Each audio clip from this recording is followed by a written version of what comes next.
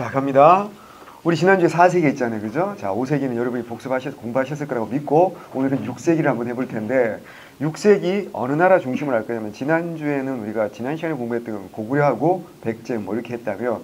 오늘 이제 빼먹으면 안 되니까 제 고향 경주, 전 경주 사람입니다. 그래서 신라 이야기를 좀 해보도록 하겠습니다. 그런데 신라 얘기를 다 할 수가 없이 신라가 역사가 약 1000년이나 된단 말이죠. 자, 신라 1000년 되는 역사를 어떻게 나누죠? 세 등분으로 나누죠. 어떻게 나누죠?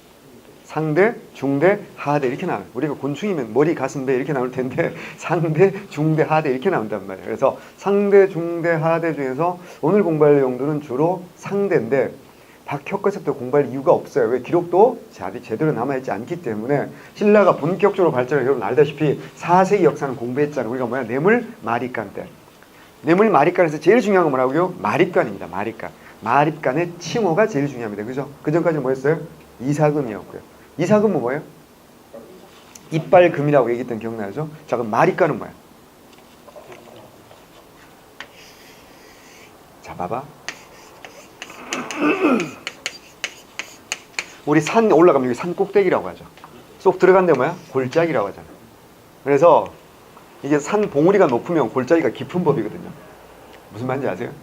많이 사랑하면요 실현한다 많이 아픈 법이야. 그러니까 이건 뭐 어쩔 수 없는 거잖아요. 그죠? 근데 이걸 두려워하면 안 되는 거잖아요. 그죠?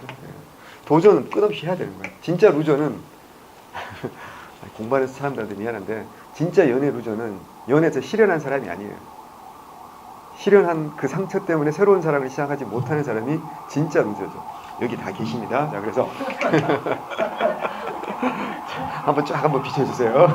하지마 큰일 나. 프라이버시가 있지. 자, 우린 안 하는 게 아니잖아요. 그지? 못하는 게 아니잖아. 안 하는 거지.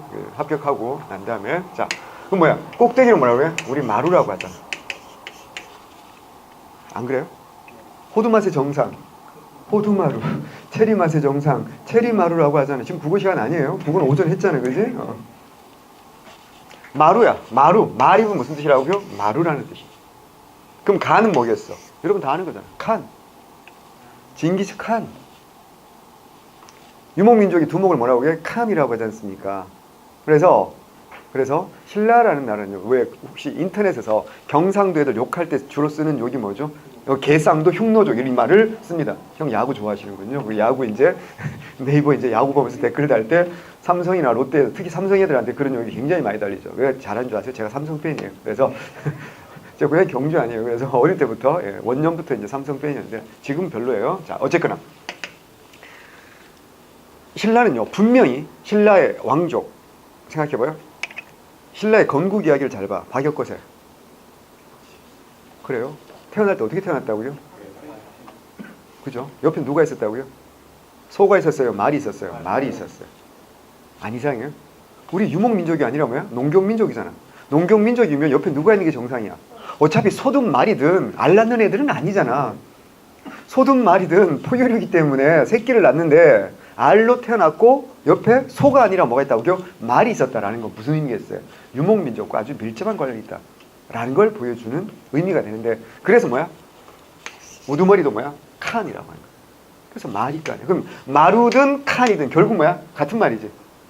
우리가 강조하기 위해서 동어를 반복하는 경우는 지금도 많잖아요. 킹, 왕, 짱. 킹이나 왕이나 짱이나 같은 말 아니에요. 우리 유전자 있는데 우리 유전자에 마루나 칸이나 결국은 같은 말이니까.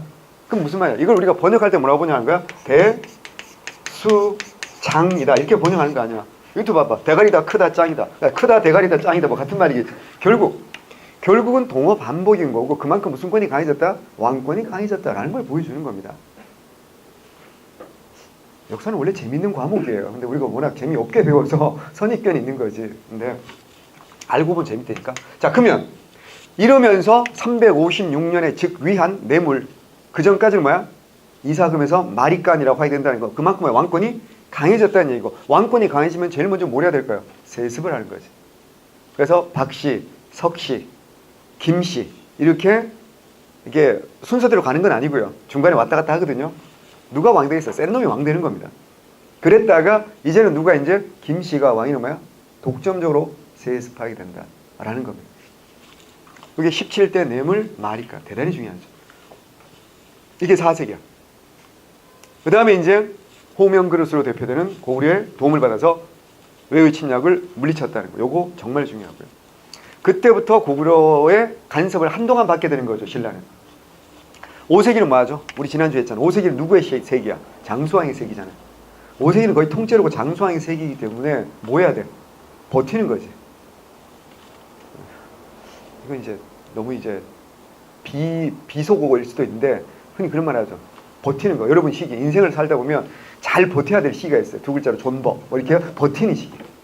무슨 말인지 잘 모르고 오빠한테 물어봐요. 오빠한테 물어봐요. 그래서 일단 쉬는 시간 물어봐요. 예. 검색해 보세요. 다 나와요. 예. 어떻게 나보다 더 모르면 안 되잖아요. 인터넷 개통이 안 됐군요, 집에.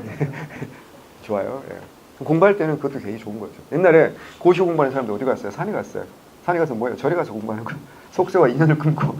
그래서 유혹을 견뎌내는 거죠. 굉장히 중요해요. 우리 인터넷이 발달해가지고 있잖아요. 도움 주는 것도 대단히 많지만 그 도움 주는 것보다 더 많은 시간을 뺏어가기도 합니다.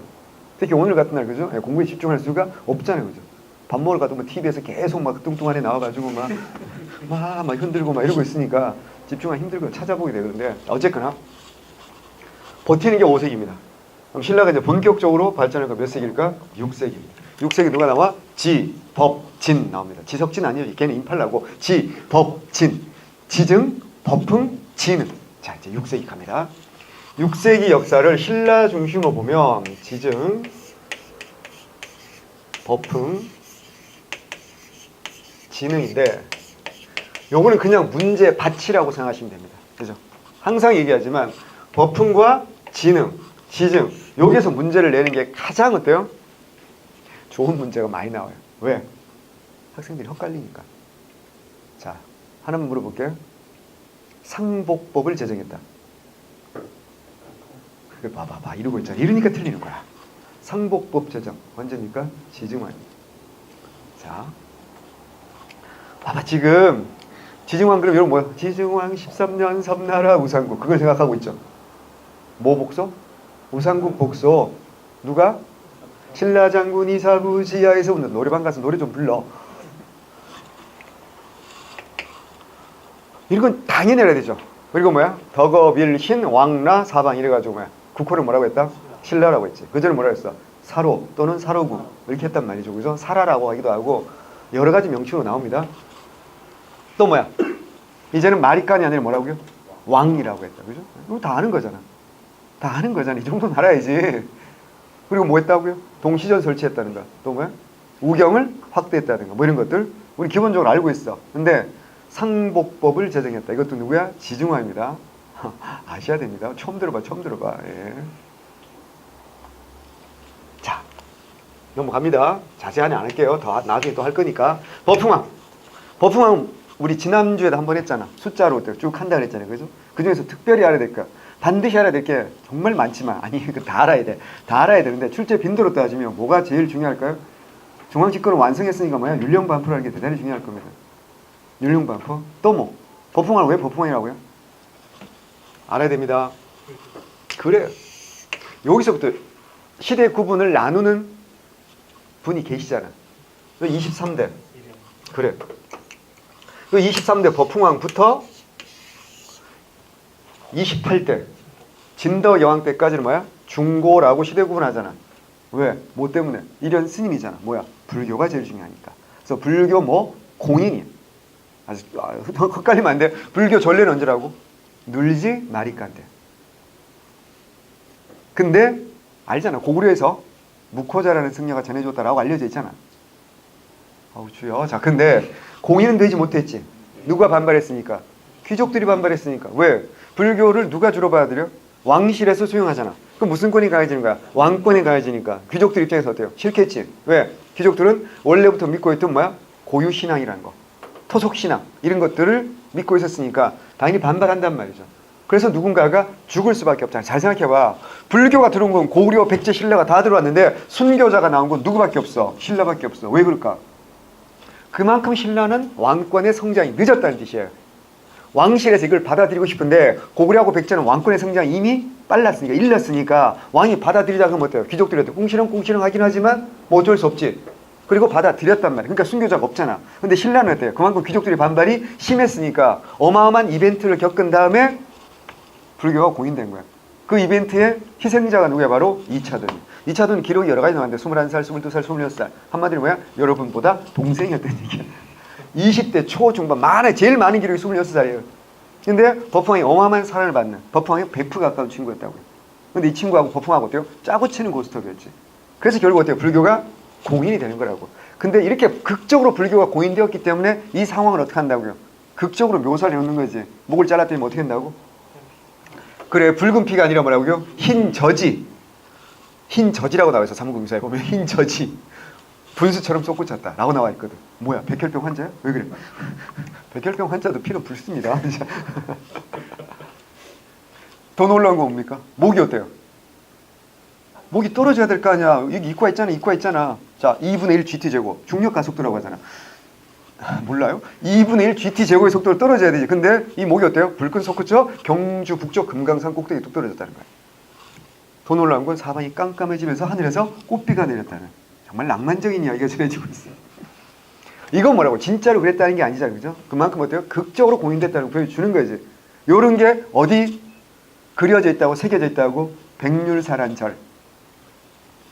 석당, 돌기둥에 이렇게 기출문제 나온 적 있잖아요. 그죠? 백률사, 석당에 이렇게 보면 이렇게 목이 이렇게 잘려가지고 이렇게 올라가는 그런 게 새겨져 있다고요. 백률사란절은 당연히 경주에 있겠죠. 제가 어릴 때 소풍 가던 절입니다. 경주 사람들이 여러모로 유리해요. 자, 어쨌거나 그러면 여기서 제가 볼 때 제일 중요한 뭐라고요? 불교 수용이 아니라 뭐라고요? 공인이야. 그래서 여기서부터 이제 불교 관련된 이야기들이 쫙 나오게 돼 있어요. 한번 해봅시다. 그래서 여기서부터는 출제자들이 뭘 내기가 되게 좋다고요? 불교 관련 얘기를 내기가 굉장히 잘. 자, 그러면 가장 눈에 띄는 차이점이 뭔지 아세요? 무덤에서 차이 나는 거 아세요? 무덤에서. 자, 말이 깐 시기까지 만들어진 무덤은 어떤 스타일의 무덤이었죠? 규모가 큰 거, 작은 거? 엄청 큰 거. 뭐? 돌무지, 덧널 무덤. 왜 그래야 돼요? 왕의 권위를 과시할 게 그거밖에 없었던 거야. 그래서 무덤을 됐다 경주 가봤잖아. 산인지 무덤인지 헷갈릴 정도로 그 규모가 큰 거죠. 그게 돌무지, 덧널 무덤이에요. 어린 시절 나이 놀이터지. 얼마나 좋은 줄 아세요? 사계절 눈썰매장이에요. 그 잔디 관리를 굉장히 잘하세요. 그래가지고 풀도 뽑고 왜 글로 같은 그 하시는 아주머니들 있잖아요. 산꼭 그 무덤 있잖아요. 꼭대기로 쫙 집합해요. 그래서 이렇게 뺑 둘러 앉아요. 그래가지고 풀 같은 거 뽑고 뭐 이렇게 할 때 있잖아요. 이렇게 무덤 위에서부터, 밑에서도 올라가면 힘들잖아. 일단 올라가서 위에서부터 이렇게 밑으로 내려오면서 무덤 관리를 쫙 해요. 보고 있으면 되게 재밌어요. 그리고 그분들 안 계시면 이제 겨울에 눈 오면 진짜 짱입니다. 비료포대 같은 비닐 하나만 들고 올라가면 돼요. 그냥 눈썰매장 죽입니다. 그리고 뭐가 또 스릴인지 아세요? 걸리면 죽잖아요. 그죠? 달리기 열나야 됩니다. 그래서 경주 애들이 다 달리기 잘해요. 어쨌거나 자, 무덤 양식이 바뀌는 거지. 이제부터 뭘로 바뀐 거야? 야, 뭘로 바뀌어? 이제 고구려 백제의 영향을 받는다고 뭐 굴식 돌방 무덤이 나오잖아. 오, 주여. 알아야 됩니다. 아직 젊으니까 무덤 얘기는 전혀 관심이 없어. 그러면 안 돼요. 우린 시험을 봐야 되는 거야. 자, 그 다음에 누가 나와요? 진흥입니다. 자, 여기서는 이제 제가 말씀드렸잖아요. 누가 중요하다고요? 2차전의 순교, 이게 제일 중요하다고요. 그 다음에 이제 본격적으로 이제 진흥 나오는데, 우리 책이 몇 쪽입니까? 진흥 나오죠? 한번 보세요. 이게 딱 나왔을 때 진흥에서 불교와 관련된 게 있어요, 없어요? 많잖아. 봐봐. 황룡사, 장육전사, 뭔지 제가 오른쪽에 설명해 놨고요. 흥륜사 등을 건립하고, 이게 신라 최초의 사찰입니다. 왜 신라 최초의 사찰이 나오겠어요? 불교가 못했으니까, 공인된 다음이니까 나오는 거야. 그리고 중요한 승려 나왔죠. 누구야? 해령. 해령 이형은 원래는 고구려 사람이야. 국적이 고구려예요. 고구려인데 망명을 한 겁니다. 이래가지고 신라에 와서 뭐 되는 거야? 불교 교단을 정비하고 사상적 통합을 도모하고 스스로 뭐 한다고요? 전륜성황을 자처한다. 와우. 굉장히 중요합니다. 여러분, 진흥왕 하면 업적 중에 제일 중요한 게 뭡니까? 한강유역 차지하고 단양 적성비와 4개의 순수비세부터, 이게 제일 중요한 건 맞아요. 하지만 화랑도를 어떻게 했다고요? 국가적 조직으로 뭐 했다? 정비했다라는 것. 굉장히 중요해요. 요게 그냥 단순 암기로 외우는 분들이 대부분인데 그러면 안 되고요. 진흥왕이 화랑도를 국가적으로 정비한 이유가 있어요. 뭘 것 같아요? 이게 불교와 관련해요. 진흥왕 스스로 뭘 칭한다고요? 전륜성왕을 칭합니다. 그럼 전륜성왕이 뭘까요?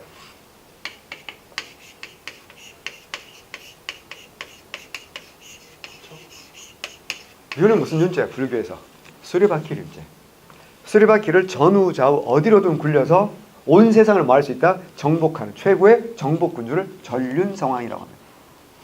이런 거 전부 다 인도하고 관련되겠죠. 불교라는 종교 자체가 인도에서 들어왔으니까, 처음에 시작했으니까 인도에서 아주 유명한 왕 중에 아소카왕이라고 있어요. 무서운 오빠야. 형제 99명을 다 죽이고 왕 됐다는 정말 무서운 오빠가 아소카왕인데 최초로 인도를 통일한 사람이야. 마우리아 왕조라고. 몰라. 우리가 세계사를 왜 알아야 돼? 근데 통일할 때까지는 칼로 통치했는데 칼로 통일을 했단 말이야. 근데 그 다음에 나라를 다스릴 때는 불교로 다스리는 거야. 그래서 자기가 스스로 최고의 정복군주 전륜성왕이라 칭하고, 그러면 불교의 신화에 인도 고대 전설하고 관련될 거 아니에요. 여기 전륜성왕이 온 세상을 뭐하면 통일하고 나면 누가 함께 나타나냐면 미륵부처가 짜잔하고 나타나서 온 세상 중생들을 구제해준다 이거. 그러면 전륜성왕은 혼자 남으면 절대 안 되는 거야. 반드시 누가 나오는가? 미륵부처가 나와야 돼. 미륵이 누군지 아세요 혹시? 아직 오지 않은 부처. 미래 부처예요. 자, 우리 공무원 바닥에 선생님들 중에서도 크리스찬들이 꽤 있지 않겠어요? 아주 유명한 선생님도 크리스찬이거든. 유명한 크리스찬이거든. 그래서 불교 얘기를 잘 안 해.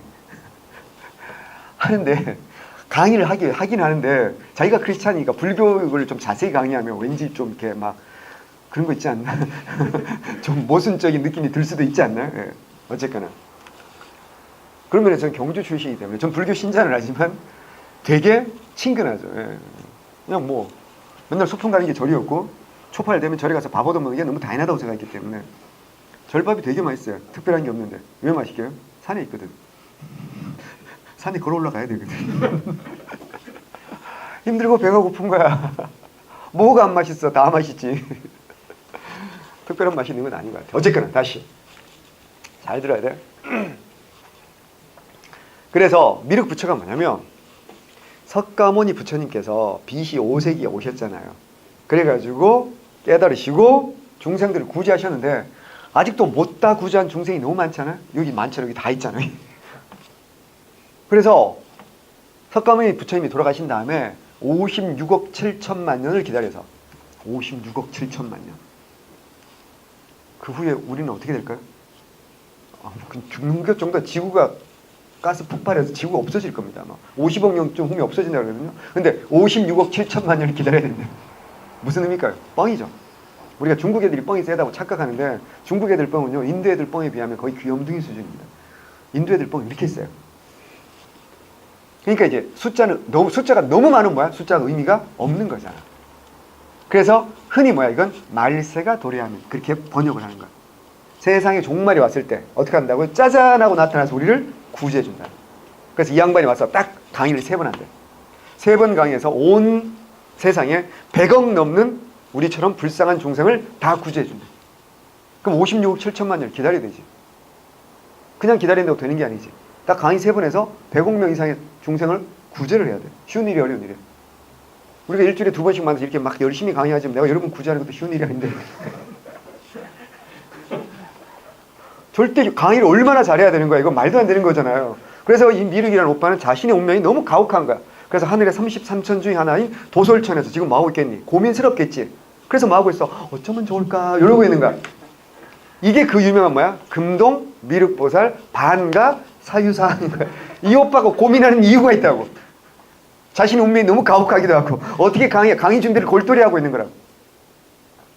이게 무슨 말이지? 자, 그러면 이 둘이 세트로 온다는 얘기는 진흥왕이 어때요?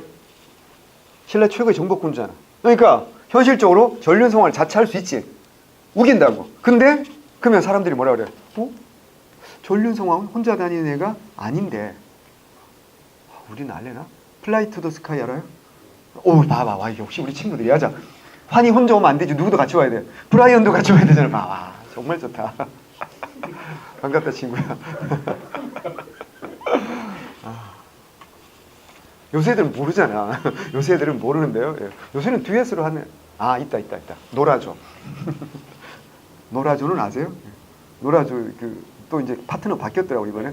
그죠? 이혁 나가시고 새로운 애가 왔는데 이혁이랑 비슷하게 생겼던데 그래서 조빈 취향 참 한결같다 그러면서 다시 뭔 개소리야 다시. 그래서 전륜 상황이 왔으면 반드시 누가 와야 돼? 미륵이 와야 되는 거야. 미륵이 안 오면 안 되잖아요. 그래서 미륵 부처가 변해서 뭐가 된 거라고요? 화랑이 된 거예요. 그래서 사례 보면 그런 게 나와 있어요. 미륵 부처가 변해서 뭐가 된다고요? 화랑이 되었다. 그래서 이건 무슨 화랑도는 무슨 신앙과 관련된 거라고요? 미륵 신앙과 관련된. 명심해야 돼요. 하나만 더. 그럼 신라에서만 내가 전륜성왕이야 라고 우기지는 않을 거 아니야. 다른 나라에서 충분히 그럴 수 있지 않나? 누가 했을까? 백제, 성왕. 백제 성왕 뭐야? 전륜성왕 줄여서 성왕인 거야. 자, 발해. 스스로 불교적 성왕이라고 자처한 사람 누구야? 문왕이지. 뭔 말인지 알겠죠? 그러니까 불교가 번성한 나라에서는 스스로 뭐라고 칭할 수 있는 거야? 전륜성왕이라고 칭할 수 있는 거야. 그래서 아셔야 돼요. 그래서 진흥왕 때는 뭐가 나올 수 있어요? 이게 굉장히 중요한 거다라는 거예요. 그 다음에 이런 거 교단을 정비한 게 누구라고요? 해량이라는 승려. 정확하게 아셔야 돼요. 최초의 사찰, 흑륜사 이런 게 만들어진다는 거.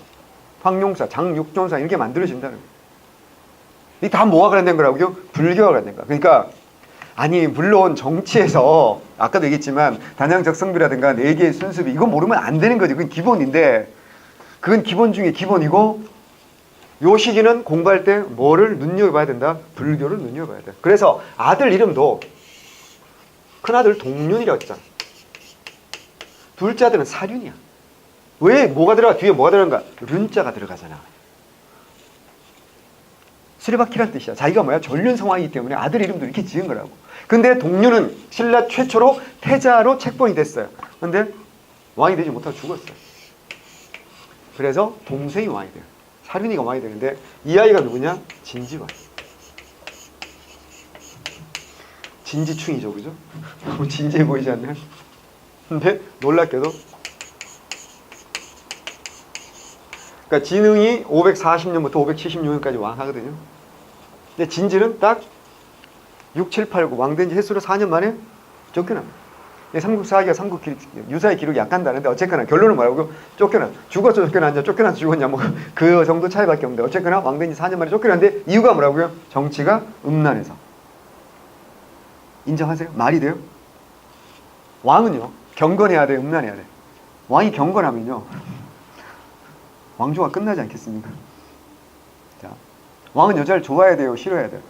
좋아해야 돼요. 자, 우리가 역사적으로 가장 존경하는 임금 누구야? 세종대왕이잖아.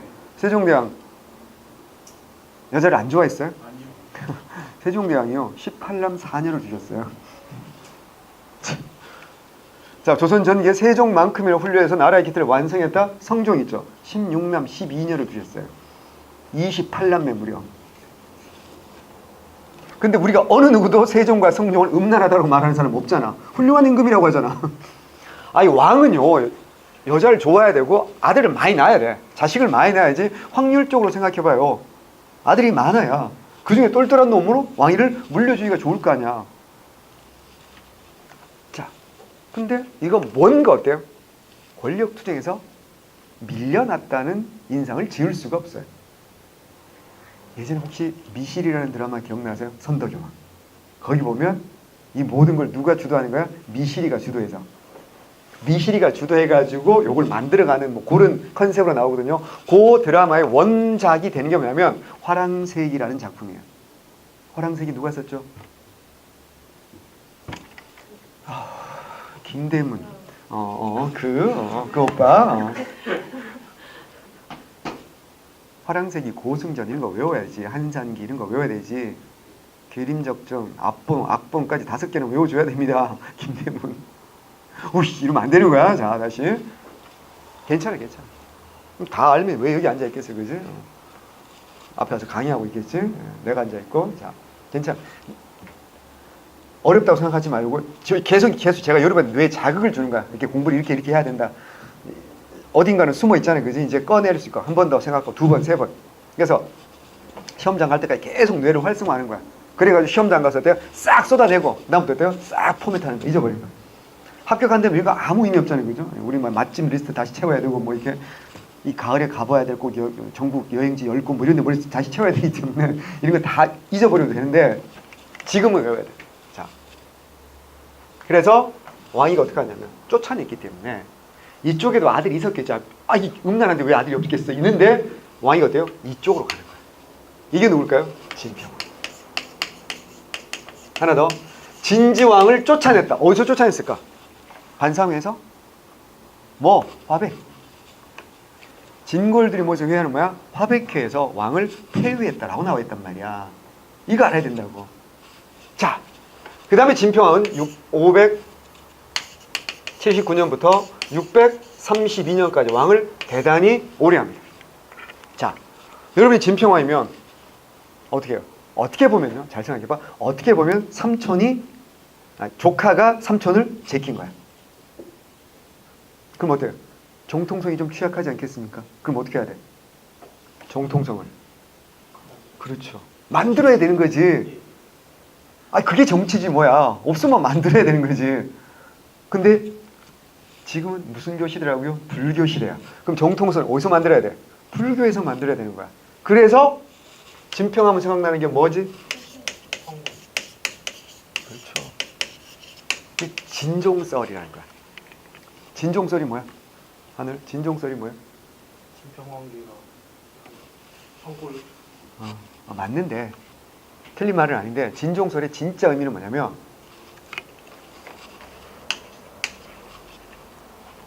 같은 종족이란 얘기야. 누구랑? 석가모니 부처님이 돌아가셨잖아. 불교는 핵심 교리가 윤회 아니에요. 그럼 또 다시 태어날 수 있잖아. 어디에서? 신라의 김씨 왕족으로 태어났다는 거야. 그래서 신라의 김씨 왕족과 부처님하고 원래는 같은 집안이다. 종이 같다는 얘기야. 신라 김씨가 진짜 부처님의 종이라는 얘기야. 같은 종. 그래서 자기 이름을 백정이라고 붙입니다. 자기 부인 이름을 마야 부인이라고 붙입니다. 누군데요? 석가모니 부처님의 엄마 아빠 성함이야. 그래서 거기서 애만 태어나면 애 이름이 이미 정해졌지. 뭐 김, 석가모니.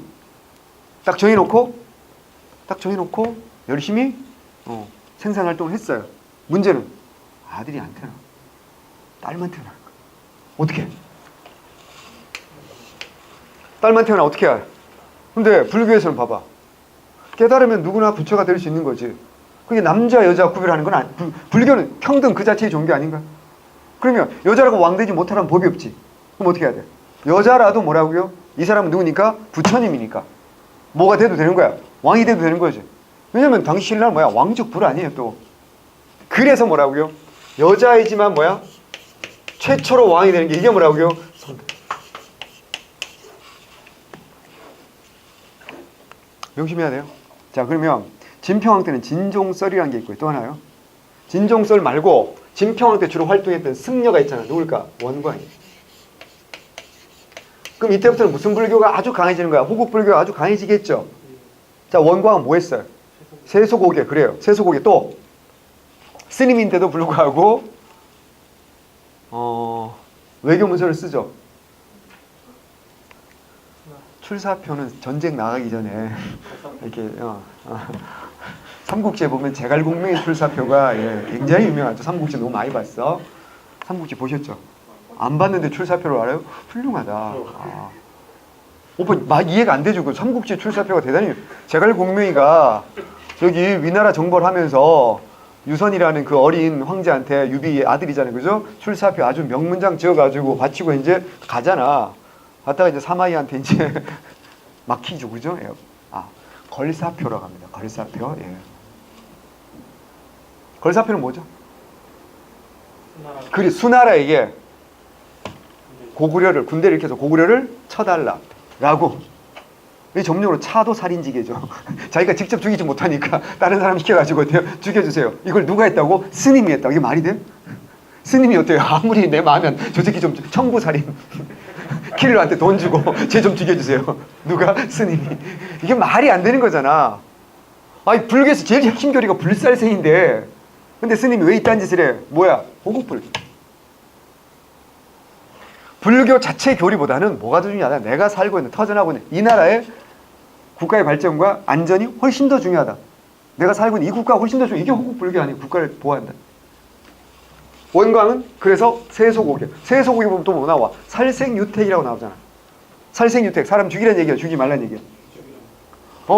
전제 조건은 죽이라는 얘기야. 말도 안 되잖아. 죽이지 말라 그러면 세 글자면 돼. 네 글자가 안 필요해. 불살생이면 되지. 불교 핵심 교리는 불살생인데 살생유택은 죽일 때 가려가면서 죽여라. 전제는 뭐야? 죽여라. 함부로 죽이지는 말아라. 그죠? 비무장한 애들은 죽이지 말아라. 하지만 적들이 쳐들어오는데 생각해봐. 삼국시대야. 적들이 쳐들어오는데 우린 불살생이 양념 막 목탁치고 이랬으면 어떻게 될까? 그럼 자살행위지. 그러니까 적은 죽여도 된다 이거야. 무슨 불교? 호국불교. 외워야 된다.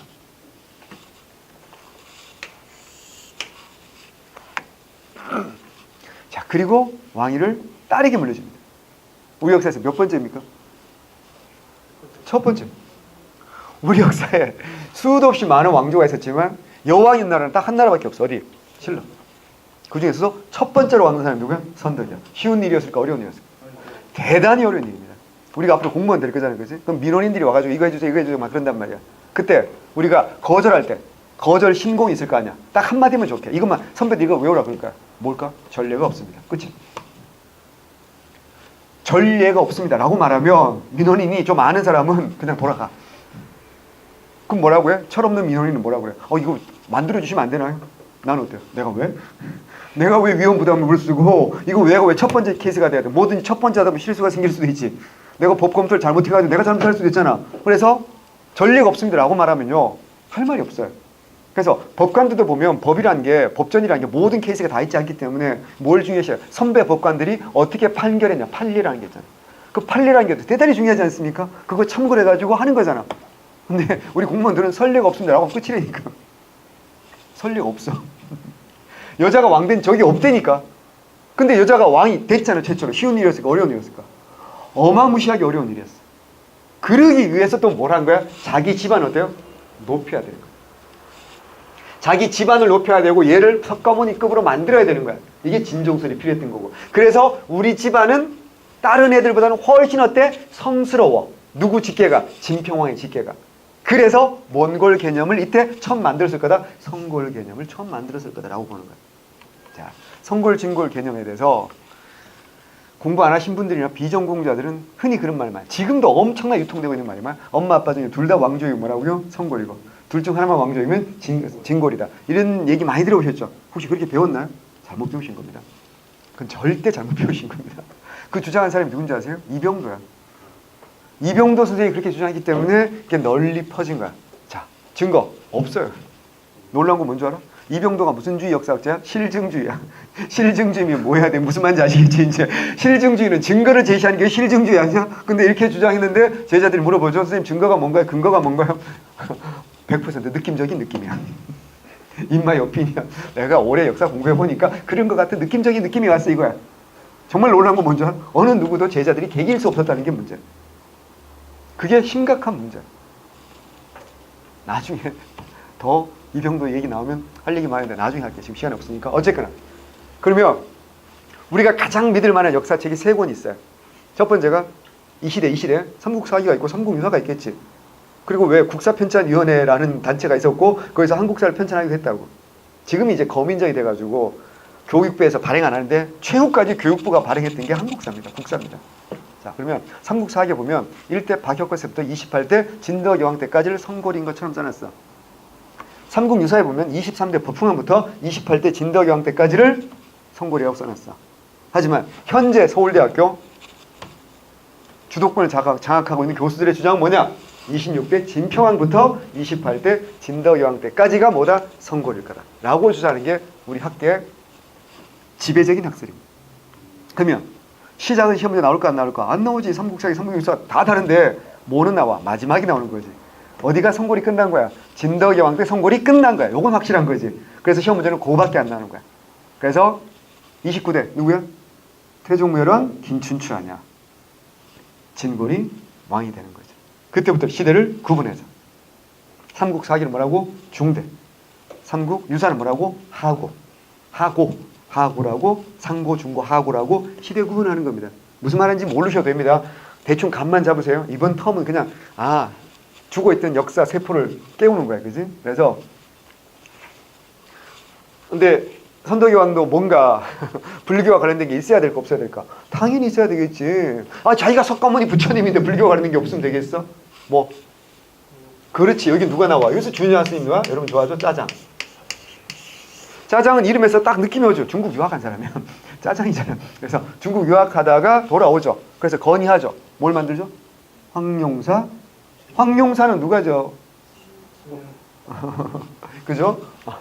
진흥왕 때부터 짓죠. 그죠? 그래서 진흥왕 때부터 지었는데 9층 목탑이 완성된 건 언제라고요? 선덕용. 황룡사 9층 목탑입니다. 외우셔야 됩니다. 너무너무 중요합니다. 황룡사 9층 목탑. 중요합니다. 또 하나, 선덕은 부처님이니까 똘똘해야 돼, 멍청해야 돼. 무지하게 똘똘해야 되지. 그러니까 똘똘하지 않더라도 돼요. 강제 똘똘이가 돼야 돼. 왜? 여자지만 너무 훌륭해서 왕이 돼야 되니까. 그래서 흔히 말하는 직위삼사라는 게 있는 거고, 그게 의미가 있는 거야. 그래서 시험에 나오는 거야. 그 유명한 얘기 여러분 다 아는 거 있잖아. 당태종이 꽃그림하고 꽃이 보냈대잖아. 딱 보다니 뭐 어때요? 향기가 나지 않는다고 화를 냈대냐. 일단 이상하죠. 그림만 보고 어떻게 향기가 없는 줄 알았냐. 그게 무슨 꽃이었다고? 모란 꽃이었거든. 그래서 많은 학생들이 잘못 알고 있어요. 모란 꽃이 향기가 안 나는 줄 알아요. 내가 꽃집 가서 물어봤어요. 이게 실증주의야. 이게 실증주의라고. 꽃집 사장님한테. 모란 꽃이 향기가 나나요? 엄청 진한 향기가 납니다. 근데 당시 중국 그림의 화풍이 그거였어. 모란 꽃은 벌과 나비를 그리지 않는 게 당시의 트렌드였다고. 근데 그걸 보냈더니만 왜 보러 화를 냈을까? 자격지심이겠지. 향기가 없다는 얘기가 무슨 말이야? 이런 말 하면 안 되는데 또 혼날 텐데. 자, 여자가 향기가 없다는 말은 무슨 말이야? 안 예쁘다는 매력이 없다 이런 말이잖아요. 그래서 어때요? 보고 어때요? 화를 내신 거죠. 화를 내시고 우리가 어때요? 절을 지었다. 신라가. 그 절임이 뭔지 알아? 응? 분황새. 무슨 말이야? 황자는 황제지. 우리 황제도 분자는 향기 날 분자야. 우리 황제도 향기 난다 이 자식들아. 짱깨들아. 이러고 지은 절이 분황새야. 왜 절 이름을 굳이 분황새라고 했겠어? 저항의 표시야. 우리 황제 나름 예뻐요. 그래서 분황사라지. 분황사하면 누구 생각나요? 원효지. 오교라고 들어봤어? 화엄종, 법상종, 법성종, 계율종, 열반종 그러잖아. 원효가 법성종을 창시한 교시 어디야? 분황사거든. 자, 거기까지 모르셔도 되고 분황사라든가 영묘사라든가 이런 절 만들었어. 누가? 선들. 불교와 관련이 있어야 된다니까. 자장이라든가 이거 머릿속에 정리하셔야 돼요. 생각보다 중요한 거야. 근데 선덕은 어때요? 선덕은 썰이 두 가지. 아주 예뻤다는 썰도 있고 못생겼다는 썰도 있고 그래요. 전 후자의 한 표. 그래서 자식은 없었어. 그래서 어때요? 진평왕의 동생의 딸이지. 사촌이지. 얘가 왕이 된 거야. 누구야? 이게 진덕이야.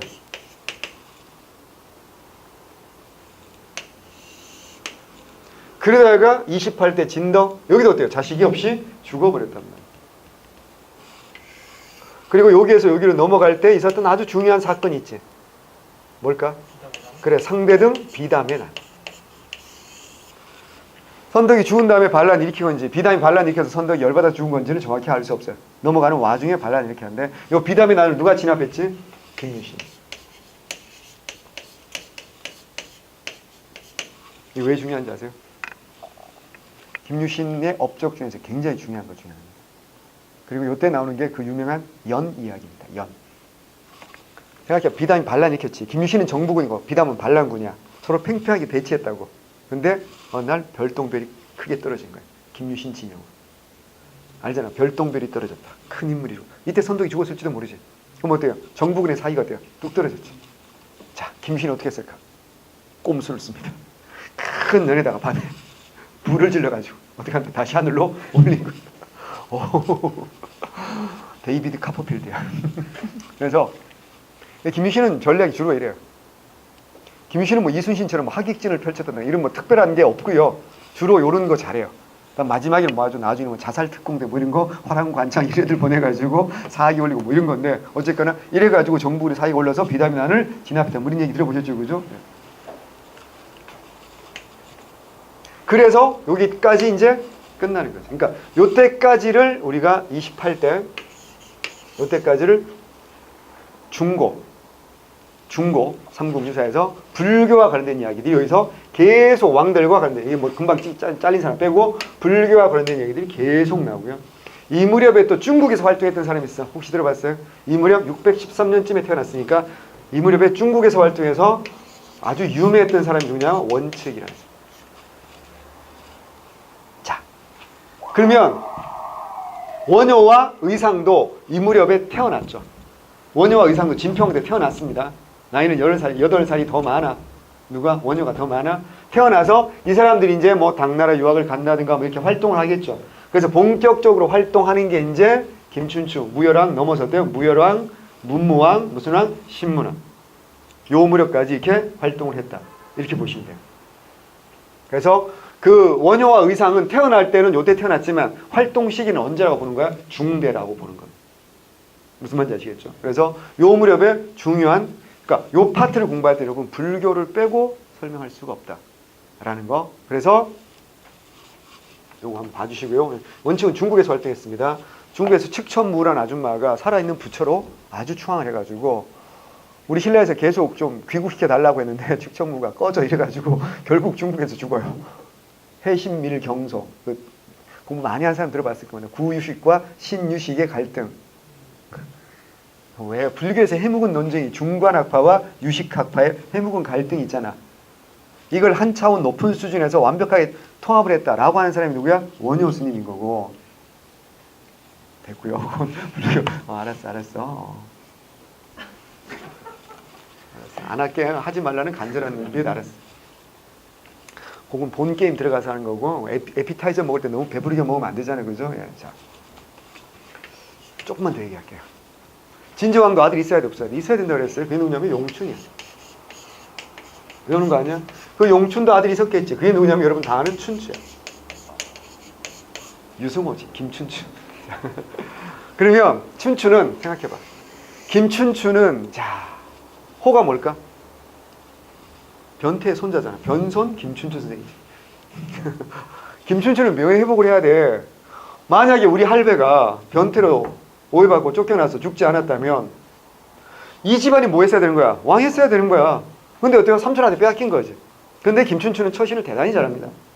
이쪽 편을 어떻게 한다고요? 서포팅을 해줍니다. 그래서 선덕이 진덕이를 이렇게 완충지대라고 보는 학자들도 있어요. 김춘추가 이제 다음 왕이 되기 위해서.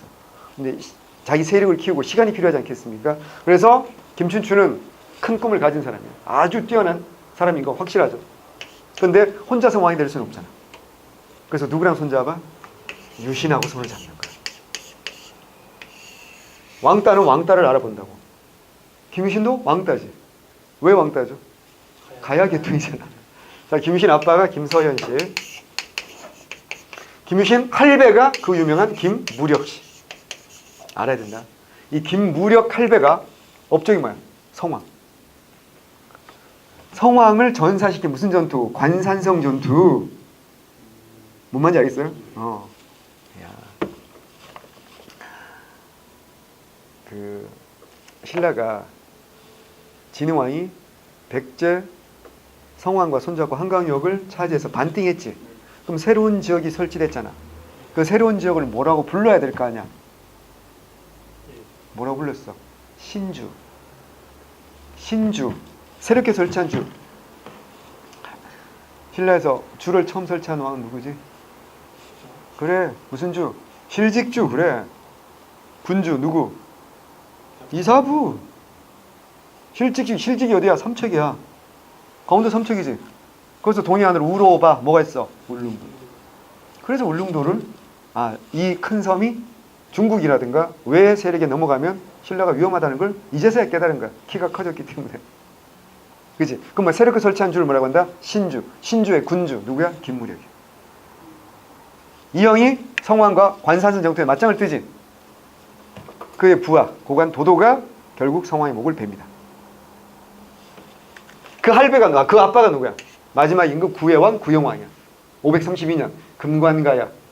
마지막 임금이었다.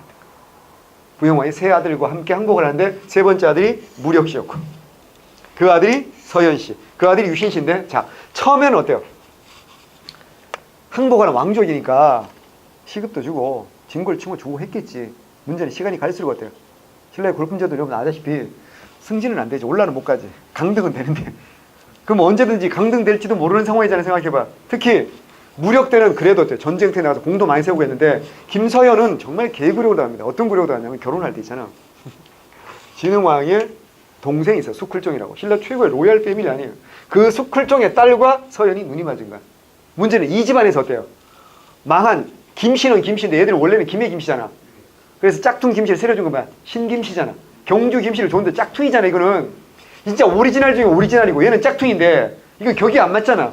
그래서 어때요? 둘이 결혼을 찬성해 반대합니다. 그래서 김서현 씨하고 그 만명 부인인데 둘이 야반 도주를 해요. 그래서 야합을 통해서 낳은 아이가 김유신이다 라고 기록에 나와 있어요. 야합. 야자는 들야자입니다. 캠핑했나 봐. 어쨌거나. 그러니까 이 집안은 대단히 위기를 겪는 겁니다. 그러니까 여러분 이 집안의 아픔을 알아야 돼요. 이 집안의 아픔은 뭐냐면 할아버지 무력씨도 마찬가지고 김유신 씨도 마찬가지고 뭐가 아프냐면 항상 오해받고 살아. 항상 의심받고 살아. 왜? 가야는 망했지만 가야를 회복하겠다는 부흥운동 세력이 당연히 있었지 않겠습니까? 그래서 옛날 드라마에도 보면 그게 뭐야? 복야회라고 나와. 복이 뭐야? 회복한다. 가야를 회복한다. 복야회. 걔들은 누굴 끌어들여야 돼? 상징적 인물 누구야? 김유신을 끌어들여야 되거든. 근데 김유신은 거기 안 가지. 그러니까 김유신하고 김무력 씨는 어디 있을 때가 마음이 제일 편해? 전쟁터에 나가서 공을 세울 때가 마음이 제일 편하지. 왜? 충성심을 증명할 수 있으니까. 그러면 김유신 입장에서 어떻게 해야 돼? 빨리 어떻게 해? 최고 권력과 가까워지지 않으면 어떻게 해? 언제든지 강등될지도 모르는 상황이지. 그래서 누구랑 손잡는가? 김춘추하고 손. 왜냐면 워낙에 무력이 센 집안. 그럼 김춘추 입장에서 어때요? 자기가 왕이 되고 싶지. 자기가 왕 되고 싶은데 혼자서는 힘들지. 그럼 누군가의 도움을 받아야 되겠지. 근데 힘센 놈이 도움을 받고 싶은데 문제는 그 힘센 놈이 지가 왕 되겠다 그러면 안 되는 거지.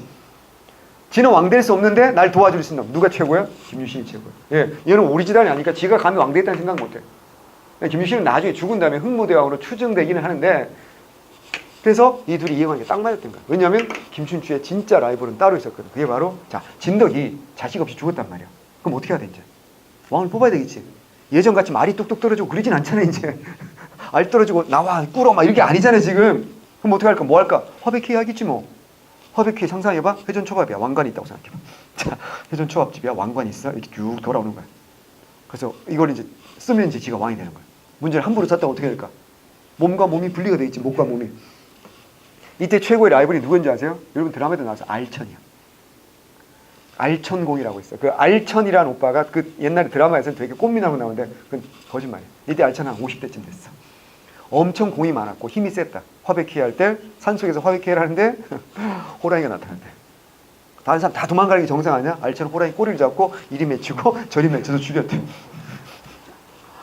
호랑이 새끼였겠죠. 아무리 호랑이 새끼라도. 강아지라도 어때? 막 이거 댐비면 어때? 꼬리 잡고 죽이기가 쉽지 않잖아, 그치? 근데 호랑이를. 그건 뭐야? 실제로 그랬을 가능성보다 그만큼 알천의 힘이 셌다는 걸 보여주는 상징적인 사건이에요. 그래서 알천이 어때요? 왕관을 쓸 뻔했다니까. 근데 알천이 쓰려고 하는데 어디선가 째리는 강력한 에너지를 느낀 거지. 누구야? 김유신이야. 칼을 막 쓱싹쓱 이러고 있어. 김유신 칼이 한번 잘못 뭐 어떻게 해야 돼? 한 방에 잘리겠지. 경주 가면 단석산이라고 지금도 있다? 단석산. 끈을 단자. 돌을 썩자. 김유신이 드라마에서 나왔어. 그때 엄태웅이었잖아. 지금은 막간 엄태웅이지. 지금 막간 엄태웅인데 근데 김유신 나왔다고 수련하는 장면이 나오는데 정말로 이렇게 칼로 하도 연습을 해서 바위를 잘랐다. 그래서 산 이름이 단석산이야. 지금도 있다고. 경주 들어간 입구에 있다고. 그러니까 김유신이 어때요? 자기를 뵐 수도 있잖아. 아니야. 양보해야겠다. 그래서 양보한 게 누구야? 김유신이 지지하는 김춘추야. 어떻게 알아? 김유신의 여동생과 김춘추가 뭐였어? 결혼했잖아. 근데 내가 그 얘기는 나중에 다시 한번 할 거고요. 어쨌거나. 이래서 김춘추가 어때요? 김춘추는 대단한 전략가죠. 그래서 결국 이 모든 걸 자기가 주도해서 결국 왕이 돼서 중대. 무슨 왕? 태종무열왕 몇 년? 654년. 외워야 돼. 654년 태종무열왕 김춘추가 왕 되면서 그때부터는 뭐라고 이제 중대가 되는 거지. 무열왕 다음에 누가 이제 문무왕이지. 무열왕 뭐야?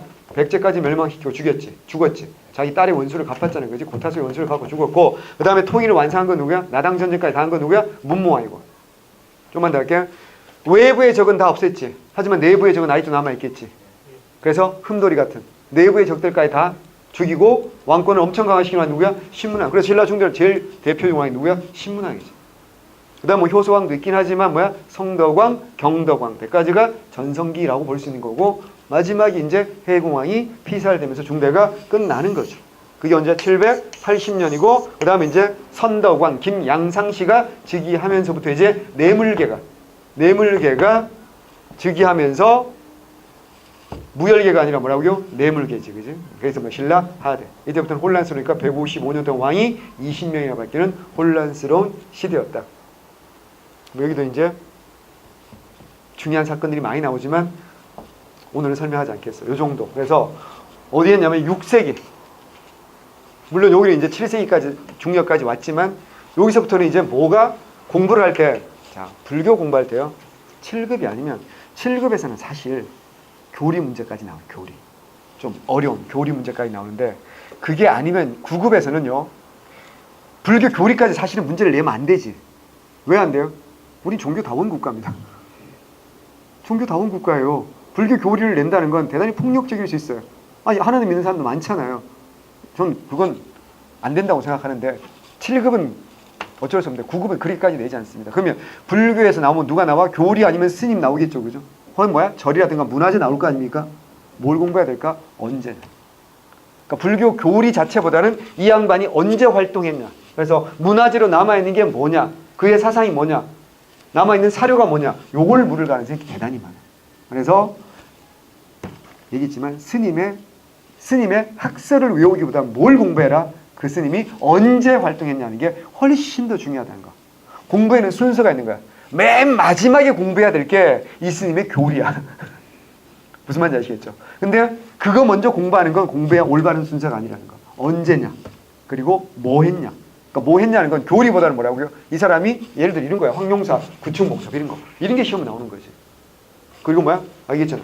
원관 뭐야? 세소고기라든가 걸사표 이런 게 시험 나오는 거라고. 무슨 황태냐? 이런 걸 정확하게 아셔야 된다라는 거.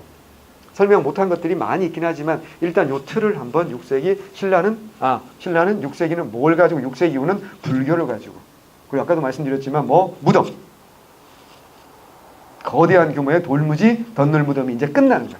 그러니까 돌무지 덧널 무덤 마리칸 시대는 마지막으로 끝나고 여기서부터 이제 굴식 돌방 무덤 규모가 훨씬 작아지는 거죠. 이제는 더 이상 어때요? 무덤 가지고 권위를 내세울 이유가 없는 거야. 이미 무슨 뭐가 불교가 공인되면서 어때요? 왕권이 어때요? 왕족부라면서 왕권이 불교를 통해서 충분히 표현할 수, 강대함을 표현할 수 있기 때문에 굳이 그렇게 할 필요가 없다라는 거거든요. 그래서 그런 것까지 머릿속에 정리를 좀 해두시고, 요런 상황, 요런 거 알아두시고, 여러분이 기본적으로 알고 있던 정치사 플러스 해가지고 교재를 여러 번 쭉 읽어보시면서 복습하셔야 된다. 이런 말이에요. 아시겠죠? 예, 좀만 쉽시다. 머리 아파. 자.